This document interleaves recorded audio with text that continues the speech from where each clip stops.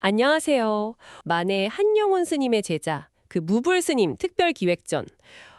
이번 시간에는 이 무불 스님에 대해 좀 더 깊이 들어가 보려고 해요.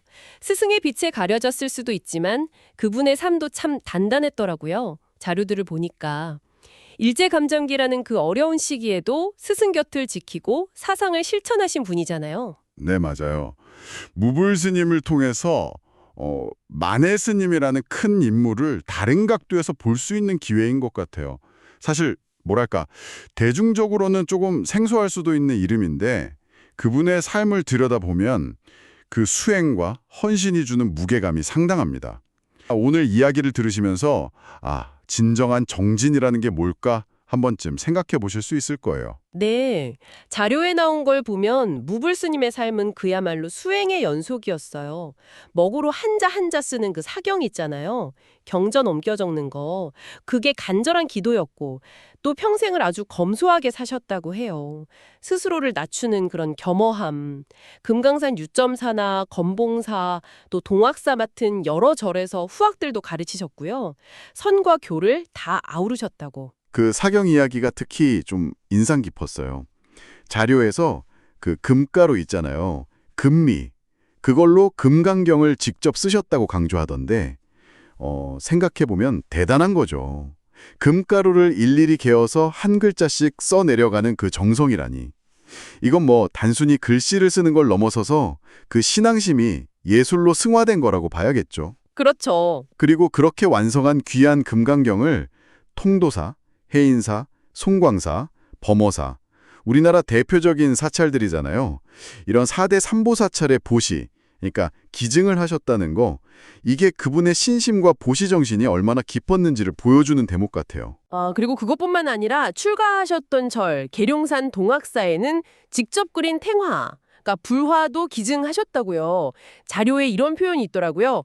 그에게 그림은 곧 연불이요, 붓질은 곧 수행이었다. 참 와닿는 말이었어요. 예술 자체가 그냥 신앙 활동이었던 거죠. 네, 맞습니다. 예술을 통해서 신앙을 보여주고 또 수행의 한 방편으로 삼으신 거죠.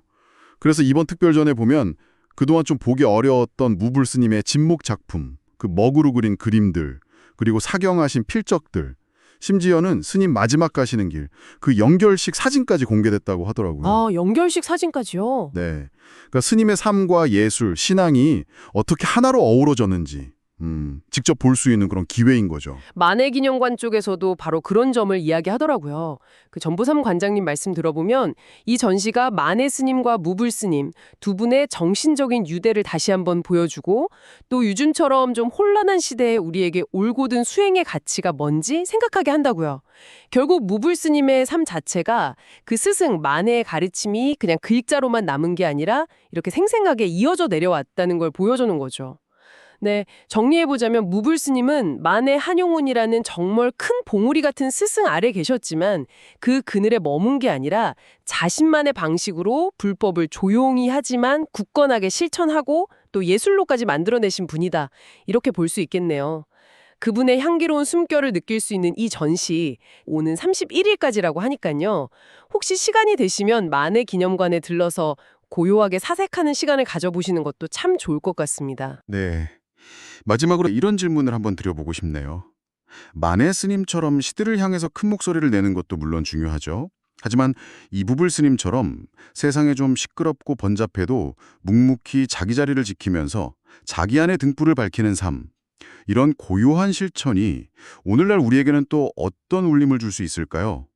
당신의 삶에서는 이런 고요한 실천이 어떤 모습으로 자리 잡을 수 있을지 잠시 한번 생각해 보시는 건 어떨까 싶습니다.